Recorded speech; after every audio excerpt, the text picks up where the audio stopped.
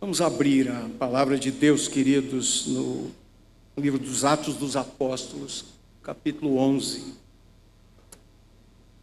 Eu percebi que a minha versão é diferente da versão dos irmãos. Nós usamos na nossa igreja a versão NAA. Então vou pedir permissão para ler aqui nessa versão. Os irmãos vão acompanhando. Capítulo 11. Nós temos aqui nesse capítulo um texto que fala sobre a plantação de uma igreja missionária. E eu creio que a IPBU tem esse desejo no coração de continuar sendo uma igreja missionária, de plantar outras igrejas.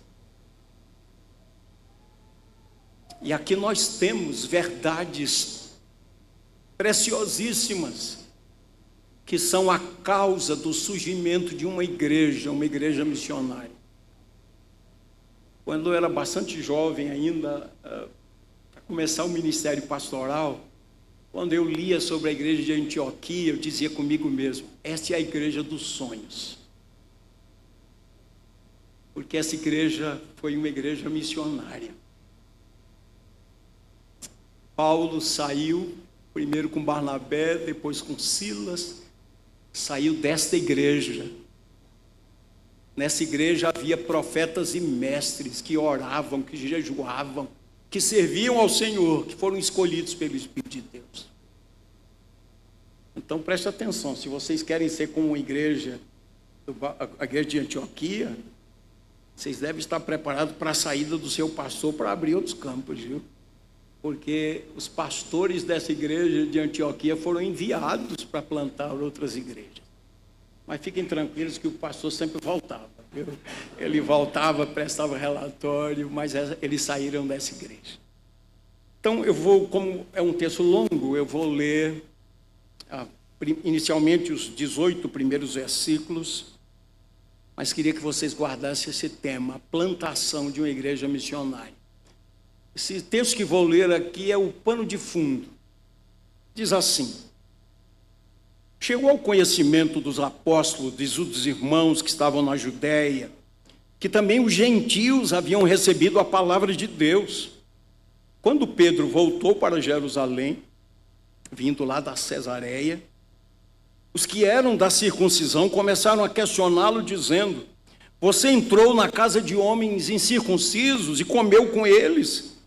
Então Pedro passou a fazer-lhes uma exposição por ordem, dizendo: eu estava na cidade de Jope orando, e num êxtase tive uma visão, em que observei descer um objeto, como se fosse um grande lençol, baixado do céu pelas 4 pontas e vindo até perto de mim. E olhando atentamente para dentro daquilo, vi quadrúpedes da terra, feras, répteis e aves do céu. Ouvi também uma voz que dizia: levante-se, Pedro, mate e coma. Ao que eu respondi: de modo nenhum, Senhor, porque em minha boca nunca entrou nada que fosse impuro ou imundo. Pela segunda vez a voz do céu falou: não considere impuro aquilo que Deus purificou. Então se repetiu 3 vezes e de novo foi recolhido para o céu. E eis que na mesma hora pararam diante da casa em que estávamos 3 homens enviados da Cesareia para se encontrar comigo.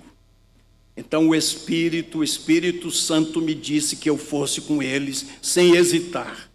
Foram comigo também esses 6 irmãos e entramos na casa daquele homem. E ele nos contou como tinha visto na casa dele um anjo em pé que lhe disse: envie alguém a Jope, mande chamar Simão, que também é chamado de Pedro, o qual lhe dirá palavras mediante as quais você e toda a sua casa serão salvos. Quando comecei a falar, o Espírito Santo caiu sobre eles, como também sobre nós no princípio. Então me lembrei da palavra do Senhor quando disse: João, na verdade, batizou com água, mas vocês serão batizados com o Espírito Santo. Pois se Deus deu a eles o mesmo dom que tinha dado a nós quando cremos no Senhor Jesus, quem era eu para que pudesse resistir a Deus? Quando os demais ouviram isso, acalmaram-se, glorificaram a Deus, dizendo: então também aos gentios Deus concedeu o arrependimento para a vida. Louvado seja o nome de Deus. Viram, o protagonista não foi Pedro, mas sim o Senhor, o Espírito Santo de Deus. Vamos orar. Ó Deus, obrigado por essa noite tão especial, esse dia que o Senhor fez, no qual nos alegramos e nos regozijamos. Obrigado pelos 2 anos abençoados da plantação da IPBU. E obrigado porque chegou o dia da sua organização eclesiástica. Ó Senhor Deus, que essa igreja seja uma igreja viva, vivificada, renovada, cheia do Espírito, uma igreja cheia da palavra, comprometida, e ela seja instrumento nas tuas mãos para a plantação de outras igrejas, porque a porta da graça ainda está aberta. Conduze-nos agora, abre os nossos olhos, desvenda os nossos olhos, para que contemplemos as maravilhas da tua lei. Fala-nos, Senhor, e glorifica o teu nome, em nome de Jesus. Amém. Amém, amém. Glória a Deus. Queria começar com uma afirmação atribuída a John Owen. Aquele que não vê a mão de Deus em todas as coisas, jamais verá a Deus em qualquer coisa. Aqui está a mão de Deus agindo nessa igreja, queridos. Louvado seja o nome do Senhor. Quando estávamos cantando aqui aquela canção dos vencedores, baseada no livro de Atos dos Apóstolos, pensando na igreja primitiva, eu estava orando, desejando: Senhor, faz dessa igreja uma igreja assim, uma igreja saudável, uma igreja acolhedora, uma igreja de discípulos do Senhor Jesus, uma igreja de cristãos, uma igreja de servos. Levanta aqui, Senhor, uma liderança serva, uma igreja que viva para o louvor da tua glória. Olhem bem na Bíblia, versos 1 e 18 desse capítulo 11. Verso 1 diz que a palavra de Deus, e essa é uma expressão sinônima da pregação apostólica do Evangelho. E lá no verso 18 aparece a glória de Deus, a palavra de Deus e a glória de Deus, o Evangelho de Cristo Jesus, Ele que é o Evangelho, e consequentemente a glória de Deus. Nós temos aqui nos versículos que lemos uma reunião que começou meio tensa. O apóstolo Pedro, líder da igreja, pessoa honrada e respeitada, homem a quem Deus estava usando, inclusive foi um instrumento de Deus para abrir as portas do Evangelho aos gentios. E aquela reunião era meio tensa porque Pedro estava sendo questionado. Como é que ele tinha ousado entrar na casa de um gentio e comer com ele? E aquele gentio era um oficial do exército romano. E se você observar cuidadosamente aí a divisão desses 18 versículos, olha aí na sua Bíblia, versículos de 1 a 3, nós temos o questionamento. Versículos de 4 a 10, Pedro conta cuidadosamente a visão que teve, ele conta passo a passo o que aconteceu. Versos de 11 a 14, a sua ida à casa de Cornélio, e Pedro, mesmo ouvindo a voz do Senhor e procurando ser obediente ao Espírito Santo, mas ele usou de todos os cuidados, porque ele levou 6 testemunhas. Ora, o testemunho de 2 ou 3 já seria suficiente, mas ele levou 6.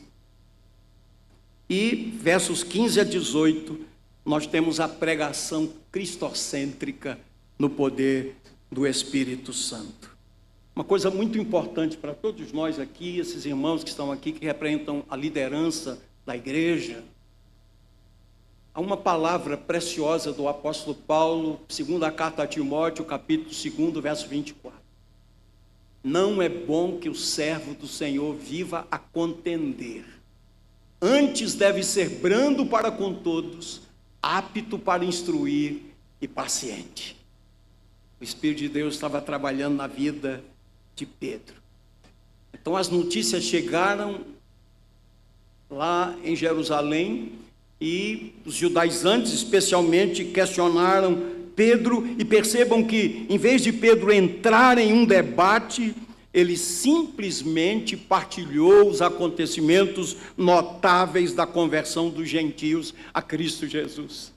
Ele mesmo que hesitou, ele que, quando foi recebido por Cornélio, ao entrar na casa de Cornélio, disse, a saudação de Pedro foi essa: vocês sabem muito bem que não é lícito a um judeu entrar na casa de um gentio, mas já que vocês me chamaram, o que é que vocês querem? Essa foi a saudação.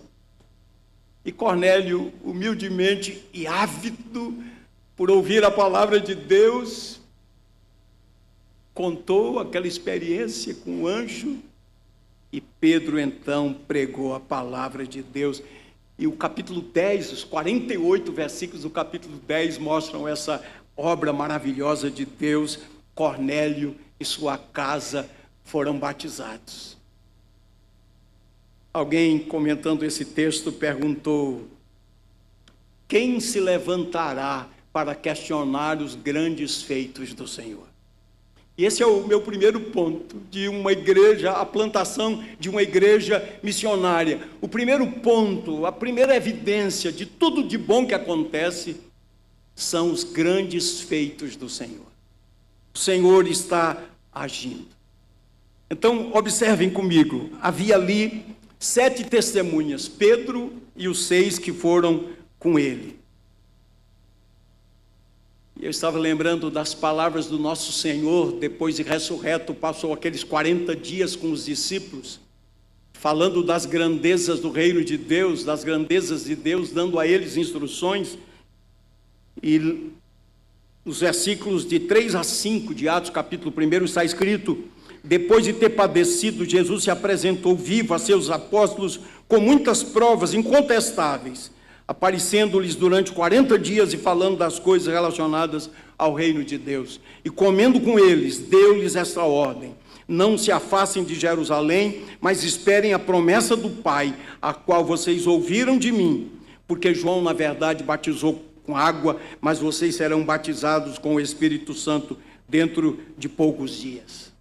No versículo 8, um texto que nós conhecemos muito bem: e recebereis poder ao descer sobre vós o Espírito Santo, e sereis minhas testemunhas, tanto em Jerusalém, como em toda a Judeia e Samaria, e até os confins da terra.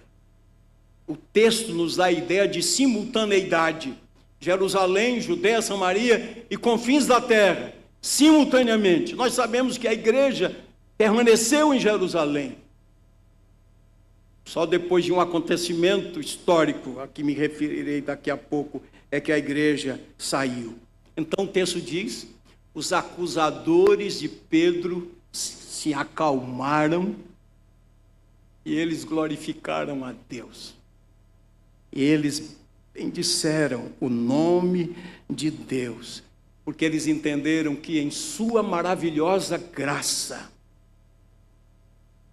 o Senhor havia concedido aos gentios o arrependimento para a vida. E aí surge uma pergunta: por que levou tantos anos para a plantação de uma igreja entre os gentios? Por que levou tantos anos? Se a palavra do Senhor foi muito clara: sereis minhas testemunhas. Por que demorou tanto tempo? Atos capítulo 2 diz que estavam eles reunidos no mesmo lugar. E então o Espírito Santo de Deus foi derramado.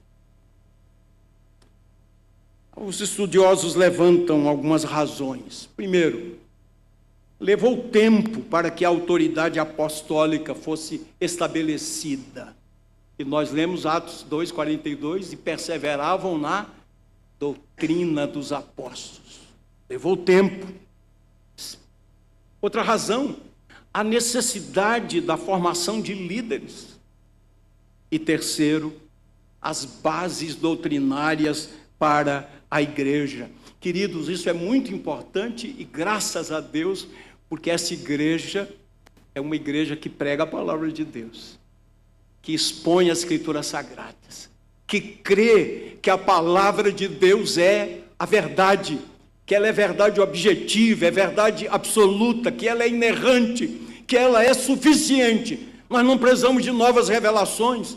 Deus falou muitas vezes aos pais pelos profetas, falou de muitas maneiras, mas nos últimos dias nos falou pelo Filho, por Jesus Cristo, a revelação final de Deus. E a revelação de Deus está contida aqui na Bíblia. A Bíblia não contém a palavra de Deus, ela é a palavra de Deus. A Bíblia não precisa ser reinterpretada para que nos adequemos aos novos tempos. Na verdade, é exatamente o contrário. As pessoas precisam balizar suas vidas pelas Escrituras, queridos. Então, a palavra de Deus é a verdade. E esse Evangelho é poder para a salvação de todo aquele que crê.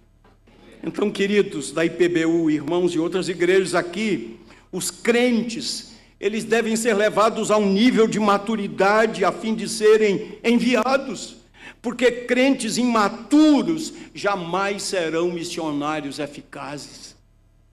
E vocês percebam que quando se levantou uma perseguição contra a igreja, todos saíram de Jerusalém, exceto os apóstolos, e eles saíram pregando.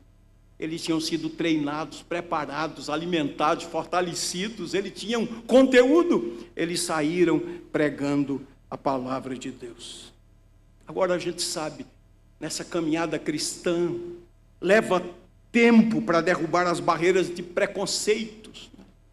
Vejam, Pedro foi esse homem usado por Deus, chamado por Deus, resistiu inicialmente, jamais entrou em minha boca coisa comum ou impura. O Senhor estava ensinando a ele uma verdade: não considere comum ou impuro aquilo que eu santifiquei. Mais adiante ele entendeu, Deus não faz acepção de pessoas. Isso significa dizer que a mensagem do Evangelho, ela tem implicações universais. O Evangelho de Jesus, ele deve ser pregado a todos os povos, todas as nações, todas as línguas, todas as etnias. O Evangelho do Senhor Jesus. Mas o nosso coração precisa ser trabalhado pela graça de Deus, né? Pedro passando por toda essa experiência. Mais tarde, quando houve o concílio de Jerusalém, Atos dos Apóstolos, capítulo 15, a igreja tomou uma decisão, ouviu os testemunhos, especialmente Paulo e Barnabé partilharam suas andanças e as viagens missionárias. Tiago deu uma palavra correta, com autoridade. O concílio chegou a uma conclusão. Mas mesmo esse Pedro teve dificuldades ainda com essa questão. Paulo o resistiu face a face na autoridade do Senhor. Lemos lá em Gálatas capítulo 2, de 11 a 14. Quando, porém, Cefas veio a Antioquia, resisti-lhe face a face, porque havia se tornado repreensível. De fato, antes de chegarem alguns da parte de Tiago, ele comia com os gentios. Quando, porém, chegaram alguns da parte de Tiago, ele começou a afastar-se e, por fim, separou-se, temendo os da circuncisão. E também os demais judeus se fizeram hipócritas juntamente com eles, a ponto de o próprio Barnabé ter se deixado levar pela hipocrisia deles. E aí Paulo diz: quando, porém, vi que não procediam corretamente, segundo a verdade do Evangelho, eu disse a Cefas, na presença de todos: se você que é judeu vive como gentio e não como judeu, por que quer obrigar os gentios a viverem como judeu? Queridos, nós precisamos contemplar os grandes feitos do Senhor. Esse é o meu primeiro ponto. E quando eu olho para essa igreja vibrante, fervorosa, atenta à palavra de Deus. Eu louvo o nome do Senhor e digo: seja bendito o teu nome, Senhor, pelos teus gloriosos feitos. Olhando para o texto, queridos, havia chegado o momento certo de dar à luz a uma igreja entre os gentios e assim dar continuidade ao plano expansionista do Senhor Jesus. Sereis minhas testemunhas, tanto em Jerusalém como em toda a Judéia e Samaria e até os confins da terra. Deus foi glorificado. A glória pertence ao Senhor.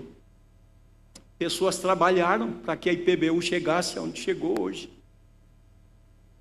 Tudo começou com oração, um sonho, um planejamento, uma visão. Iniciaram-se os contatos, o apoio do concílio, do presbitério, as parcerias foram assumidas.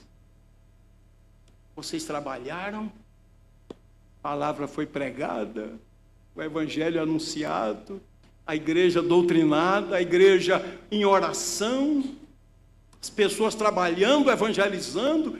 Muitos foram os instrumentos e têm sido os instrumentos de Deus, mas os grandes feitos são do Senhor.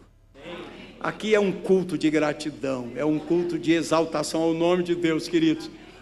Em uma igreja séria, uma igreja do Senhor Jesus, nós não exaltamos pessoas, nós não glorificamos pessoas, nós não colocamos pessoas nos pedestais. Ele é o Senhor da igreja. É Ele quem faz a grande obra. Sem o Senhor, todo o nosso esforço será em vão. A gente pode usar de estratégia, de planejamento, pode mudar a linguagem, uma linguagem mais contemporânea, um ambiente mais agradável. Queridos irmãos, a gente pode até conseguir um grande número de adeptos a uma organização, mas a igreja, antes de ser uma organização, ela é um corpo vivo, e só o Senhor pode fazer isto. Só Ele pode. Então, o primeiro ponto aqui que eu queria destacar, os grandes feitos do Senhor, pela pregação legítima do Evangelho, e Deus é glorificado. Segundo lugar, queria que nós olhássemos aqui para a mão do Senhor. Versos 19 a 21, ouçam com atenção. Os que foram dispersos a partir da perseguição que começou com a morte de Estevão, se espalharam até a Fenícia, Chipre e Antioquia, não anunciando a palavra a ninguém que não fosse judeu. Viram a resistência? Alguns deles, porém, olha aí a mão de Deus, que eram de Chipre e de Cirene, e que foram até Antioquia, falavam também aos gregos, anunciando-lhes o evangelho do Senhor Jesus. A mão do Senhor estava com eles, e muitos, crendo, se converteram ao Senhor. Uma dura perseguição contra a igreja se espalhou, à exceção dos apóstolos, mas eles saíram pregando, testemunhando, inicialmente somente aos judeus, mas alguns pregaram aos gentios, aos gregos. O evangelho foi sendo espalhado, pregado o evangelho por uma igreja peregrina que tinha sido instruída, alimentada, fortalecida e preparada. É conhecida aquela afirmação histórica que o sangue dos mártires é a semente da igreja. E aquelas palavras de José aos seus irmãos, temendo por uma vingança, José disse: vocês intentaram o mal, Deus, porém, fez o bem. Deus intentou o bem. Veja um texto dizendo que esses cristãos perseguidos se deslocaram da Judéia e Samaria na direção norte para a Fenícia, o Líbano de hoje, Chipre, Antioquia na Síria. E o texto diz que por onde eles passavam, eles pregavam a palavra, inicialmente somente aos judeus, mas alguns de Chipre, de Cirene, chegaram a Antioquia e pregaram aos gregos também. Eles anunciaram Jesus. Queridos, Antioquia era uma grande cidade, a terceira maior cidade do império, ficando atrás apenas de Roma e de Alexandria. Era uma cidade importante e estratégica. Antioquia era uma rota comercial, lugar de homens cultos, mas também uma cidade depravada moralmente, muita imoralidade sexual. Mas Jesus veio para buscar e salvar o que se havia perdido.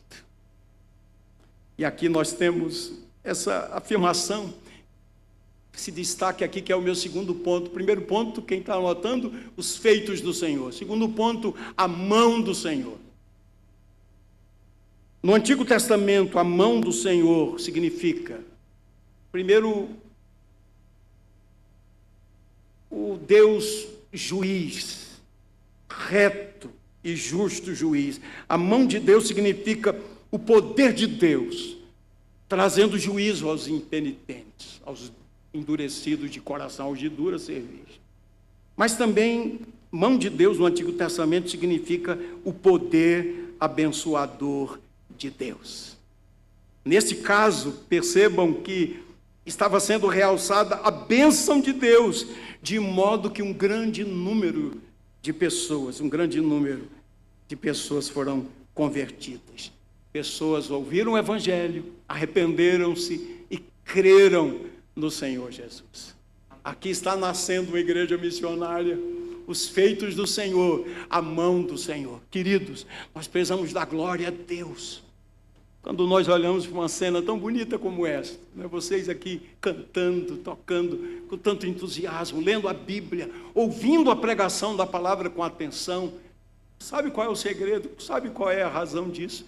É a mão de Deus. É Ele que está fazendo essa grande obra. Então, bendito seja o nome do Senhor. Terceiro lugar, primeiro, os feitos de Deus. Segundo, a mão de Deus. Terceiro, a graça de Deus. Versos 22 a 26. A notícia a respeito dele chegou aos ouvidos da igreja, que estava em Jerusalém, e enviaram Barnabé até Antioquia. Quando ele chegou e viu a graça de Deus, ficou muito alegre e exortava a todos a que com firmeza de coração permanecessem no Senhor, porque era homem bom, cheio do Espírito Santo e de fé, e muita gente se uniu ao Senhor. Depois, Barnabé foi a Tarso à procura de Saulo, e quando o encontrou, levou-o para Antioquia. E durante um ano inteiro se reuniram naquela igreja e ensinaram numerosa multidão. Em Antioquia, os discípulos foram pela primeira vez chamados de cristãos. Percebe-se claramente nesses versículos a manifestação da graça de Deus. Deus usando os seus instrumentos e a igreja crescendo. Chegou agora outra notícia lá em Jerusalém. Primeira notícia, Pedro tinha entrado na casa de um gentil e participado da mesa com eles. Agora chegou outra notícia, o evangelho chegou a Antioquia, na Síria, a igreja foi lá para o norte. E quando a notícia chegou, eles decidiram enviar Barnabé. Queridos, quem era Barnabé? Barnabé era José, era o nome dele, apelidado de Barnabé. Atos capítulo 4 diz que ele vendeu suas propriedades para socorrer aos necessitados. E ele fez isso espontaneamente. Atos capítulo 9, verso 27, fala de sua influência e credibilidade, que ajudaram na aceitação de Saulo, terrível perseguidor da igreja, aquele que arrastava homens e mulheres, que obrigou cristãos a blasfemarem do nome do Senhor. Agora era uma nova criatura, um convertido, um discípulo de Cristo. Quem iria acreditar nisso? E quando as pessoas estavam resistentes, Barnabé estendeu-lhe a destra de companheirismo. Barnabé o acolheu. O seu nome, Barnabé, significa filho de exortação ou filho de encorajamento. Aqui está um servo de Deus, generoso, amoroso, um homem humilde, qualificado pelo Senhor para o trabalho. A Bíblia diz que ele era um homem de bem, um homem cheio do Espírito Santo e cheio de fé. Percebam que essas qualidades são semelhantes àquelas dadas pelo Senhor a Estevão, diácono Estevão, primeiro mártir da igreja, que era um homem que tinha essas qualidades também. Estevão já estava com o Senhor e o Senhor mandou Barnabé. Podemos dizer que o homem certo foi enviado. E vejam como Deus é sábio. Esse homem com todas as qualificações espirituais, mas era um judeu cristão de fala grega e era cipriota também. Aqueles que pregaram aos gentios também. Razão pela qual ele foi recebido não como um estrangeiro, uma pessoa de fora, mas como um deles. Alguém disse, a graça de Deus pode ser invisível, mas os seus efeitos são visíveis. Ali está a graça de Deus. Queridos, volto a tocar nesse ponto, jamais nos esqueçamos que a glória pertence ao Senhor. Quando Barnabé chegou em Antioquia, o texto diz que o seu coração se alegrou. A Bíblia diz que ele deu o testemunho da graça de Deus ali. Para alguns judeus, ver gentios na igreja de Cristo era motivo de tristeza, de preocupação, mas para Barnabé, homem de bem, homem cheio de fé, cheio do Espírito Santo, foi motivo de alegria. Então esse homem de Deus, de coração pastoral, exortou a que aqueles novos convertidos permanecessem firmes no Senhor. Essa exortação partiu de um coração pastoral que desejava que aqueles novos convertidos não retrocedessem, mas que crescessem na graça e no conhecimento do Senhor. E hoje eu digo em nome do Senhor Jesus, Igreja Presbiteriana do bairro Universitário, irmãos, não retrocedam, avancem. Certamente que lutas virão, adversidades virão. Nossa luta não é contra carne ou sangue, mas contra os principados e potestades. Nossa luta é contra o reino espiritual do mal, mas pela graça de Deus, nós somos mais do que vencedores por meio de Cristo Jesus. Não retrocedam, irmãos. Não percam o fervor. Não percam o amor pelo Senhor, por sua palavra. Continuem crescendo, continuem amando a Deus. Nós encontramos na Bíblia vários encorajamentos. Por exemplo, você seguindo adiante, Atos 13, primeira viagem missionária. Isso diz, verso 43, terminada a reunião na sinagoga, estavam Antioquia da Psídia, outra Antioquia. Muitos dos judeus e dos prosélitos piedosos seguiram Paulo e Barnabé, e estes, falando com eles, os persuadiam a continuar firmes na graça de Deus. Atos 14, mesma viagem missionária, versos 21 e 22.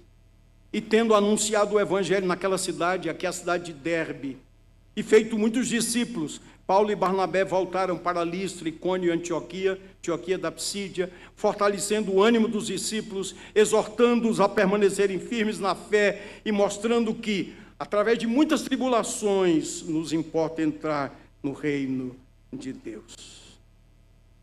Como uma igreja permanece fiel ao Senhor? Permanecendo no Senhor e na palavra do Senhor. Palavras do nosso amado Senhor Jesus, Atos 8, 31, 32. Então Jesus disse aos judeus que haviam crido nele: se vocês permanecerem na minha palavra, são verdadeiramente meus discípulos, e conhecerão a verdade, e a verdade os libertará.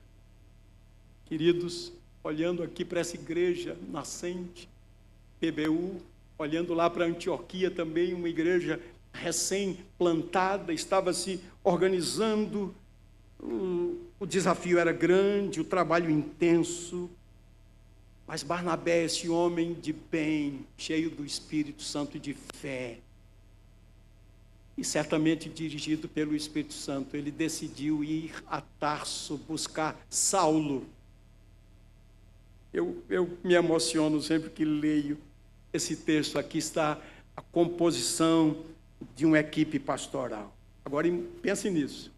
O texto diz que durante um ano, Paulo e Barnabé ensinaram numerosa multidão. Você pode imaginar os cultos de doutrina? Um homem como Barnabé, um exortador, um encorajador, um homem amoroso.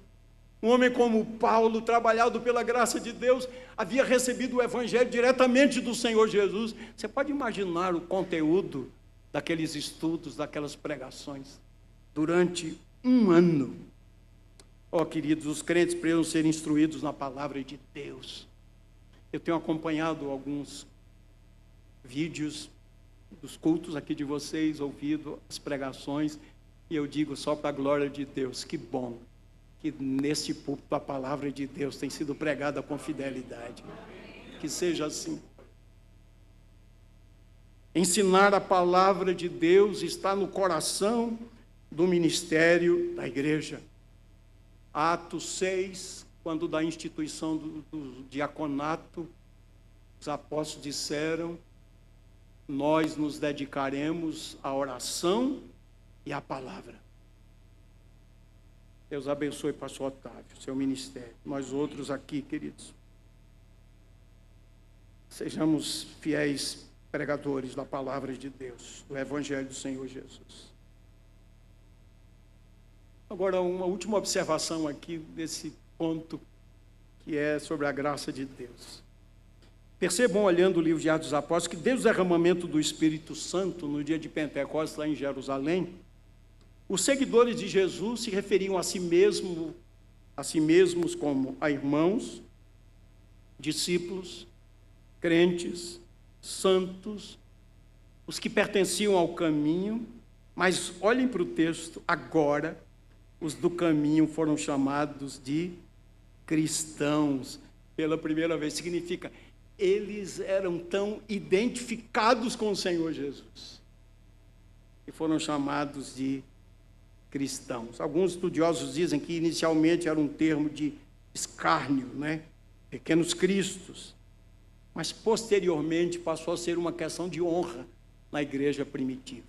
Pedro, escrevendo sua primeira carta, capítulo 4, diz: não sofra nenhum de vós como malfeitor, mas tiver de sofrer pelo nome de Jesus, então honre o nome de cristão. Eu pergunto, você é um cristão? No século XVI, um teólogo alemão, Ursinus, ele fez a mesma pergunta e ele formulou a seguinte resposta. A pergunta foi essa: você é um cristão? E a resposta: pela fé sou um membro de Cristo, e assim compartilho de sua unção. Sou ungido para confessar seu nome, para me apresentar a Ele como sacrifício vivo de ação de graças, para me esforçar em boa consciência contra o pecado e o diabo nesta vida, e depois reinar com Cristo sobre toda a criação por toda a eternidade. Isso é ser um cristão. Louvado seja o nome do Senhor.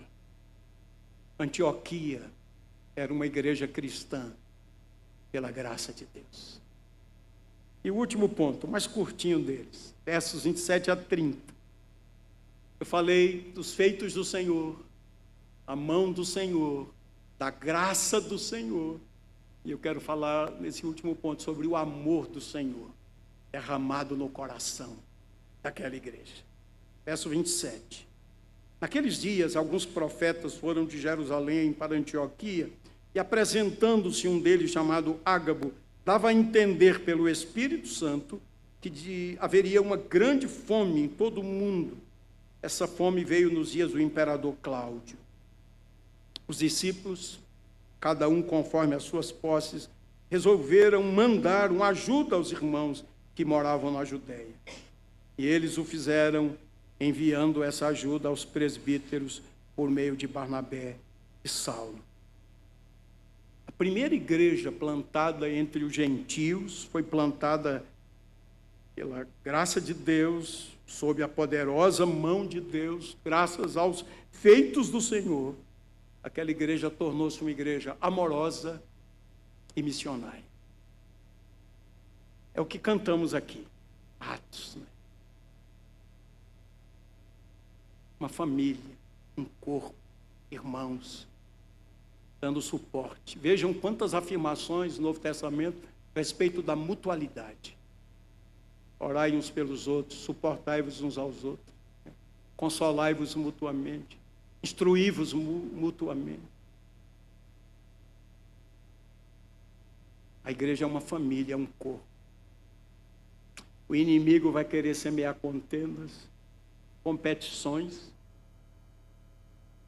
Quem é o mais importante aqui na igreja? Qual é a família mais importante? Queridos irmãos, jamais se esqueçam. O importante aqui é o Senhor Jesus. Os demais são servos.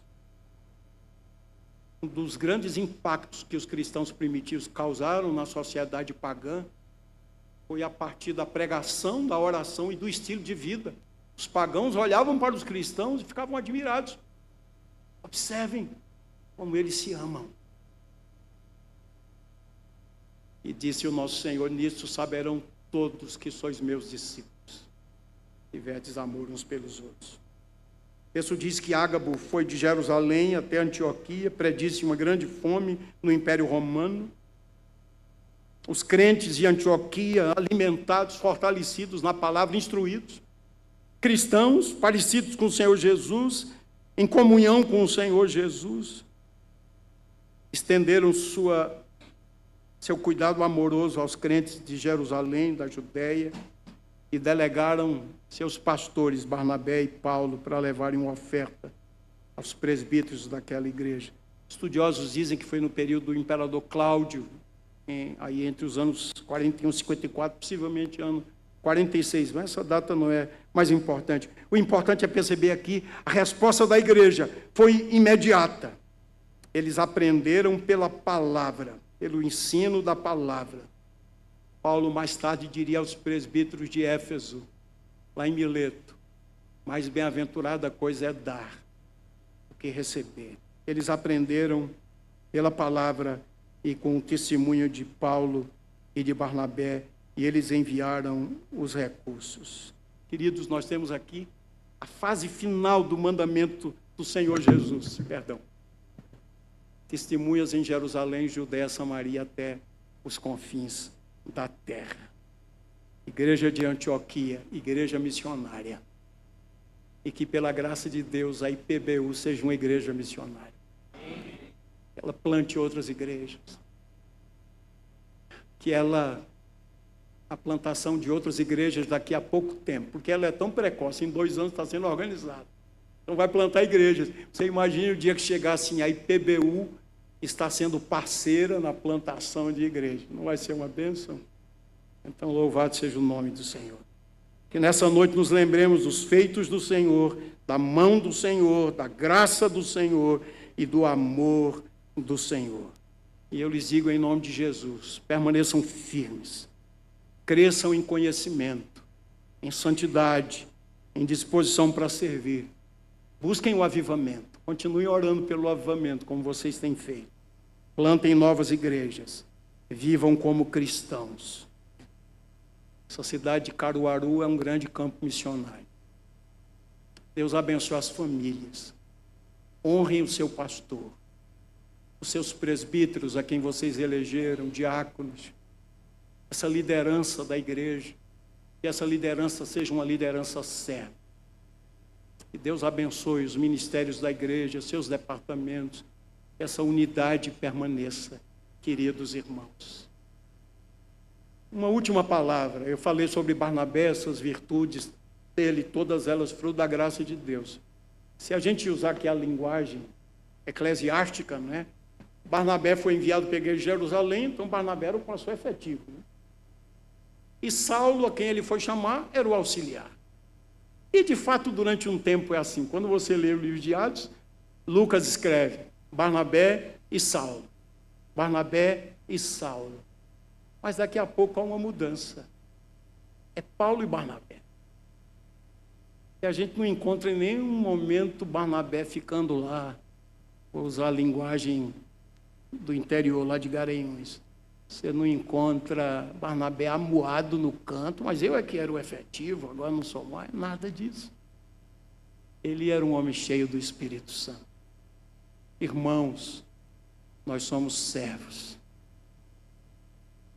Quando aquele coxo foi curado à porta do templo de Jerusalém, as pessoas ficaram olhando para Pedro e João como grandes homens, poderosos homens, e Pedro, pelo Espírito de Deus, teve discernimento e perguntou a eles: por que é que vocês estão olhando para nós, como se pelo nosso próprio poder e piedade tivéssemos feito este homem andar? Este homem está andando por causa do poder do nome de Jesus. O que Pedro estava dizendo é o seguinte: ele disse ao coxo, para dizer, nós não temos prata nem ouro. Ele disse: olhe para nós não temos prata nem ouro. Mas no momento de receber a glória, ele disse: porque estão olhando para nós, olhem para o Senhor. A glória pertence ao Senhor.